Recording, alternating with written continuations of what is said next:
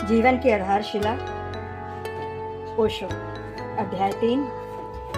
ओशो के शिष्य उनसे सवाल करते हैं, प्यारे सद्गुरु, आपके आध्यात्मिक विद्रोह की दृष्टि में मेरे अस्तित्व को बहुत गहराई से स्पर्श किया है। मुझे हमेशा इस बात का गर्व रहा है कि मैं चर्च के सिद्धांतों और उपदेशों का न मानने वाला उनका विरोधी रहा हूँ। पिछली रात मैंने स्वप्न में देखा कि विद्रोही बनकर रहने के लिए मुझे दंडित किया जा रहा है और मैं डर गया। जागने पर मैंने ये अनुभव किया कि एक विद्रोही बनकर जीने के लिए जैसा कुछ मैं सोचा करता था वो वास्तव में मेरे लिए एक सुरक्षित खेल मात्र था और वो स्वयं के द्वारा स्वीकृत सीमाओं के अंदर ही था।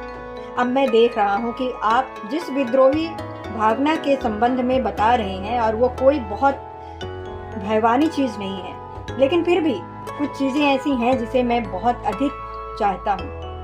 प्यारे सद्गुरु, क्या ये असुरक्षा की भावना भी विद्रोही बनने का ही एक भाग है? ओशो कहते हैं, ओशो उसे जवाब देते हैं, चर्च के सिद्धांतों और उपदेशों को न मान करके, उनका विद्रोह करके, नॉन कॉन्फॉर्मिस्ट हो करके अपने को विद्रोही मानना एक भूल है। ये एक पुरानी और प्रतिक्रियावादी संस्था है जो सभी कार्य को क्रोध, हिंसा और अहंकार से बदल देने के लिए करती है।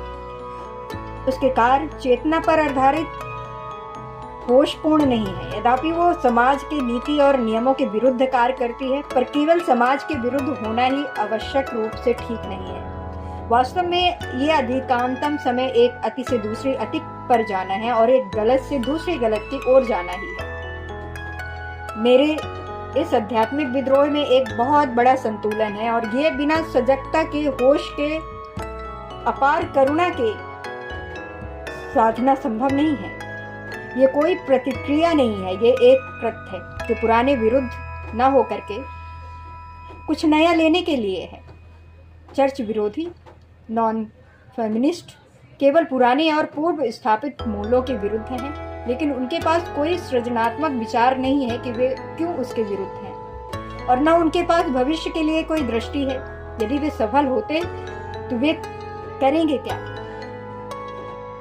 वे मानसिक रूप से उद्गिनित होंगे। उन्होंने इसके बारे में कभी कोई चर्चा भी नहीं की क्योंकि वे कभी सफल नहीं हुए, इसीलिए उद्गिनित होना भी नहीं चाहिए। उनकी सफलता ही उनके लिए शरणार्थी बन गई है। जब मैं प्रतिक्रिया स्वरूप कुछ करने की बात कहता हूँ तो मेरे कहने का अर्थ होता है कि तुम्हारा किसी विशिष्ट दिशा